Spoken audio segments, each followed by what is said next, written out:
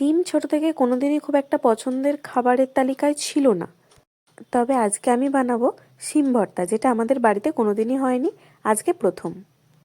সিমগুলোকে সেদ্ধ করে নিয়ে নুন, কাঁচা লঙ্কা আর একটুখানি ভাজা রসুন, লঙ্কা, পেঁয়াজ এগুলো দিয়ে একটু মিক্সার গ্রাইন্ডারে বেশ ভালো করে পেস্ট করে নেব। তারপর একটু কড়াই সর্ষের তেল, কালো জিরে আর একটুখানি রসুন কুচি দিয়ে ওই পেস্টটা দিয়ে ভালো করে নেড়েচেড়ে নেব যতক্ষণ না শুকিয়ে যায় সেই পর্যন্ত। তারপর একটু নামানোর আগে চিনি দিয়ে দিতে হবে, যাতে নুন মিষ্টিটা ব্যালেন্স থাকে। এরপর গরম গরম ধোঁয়া ওঠা ভাতের সাথে ঝাল ঝাল সিম ভর্তা সার্ভ করে দিতে হবে। দুর্দান্ত হয়েছিল খেতে। যদিও প্রথমবার খেলাম আর প্রথমবার বানালাম, কিন্তু বেশ ভালো লেগেছিল খেতে। চচ্চড়িতে সিম আর সিম ভাজা থেকে বেরিয়ে এসে এরকম একদিন খাওয়াই যায়।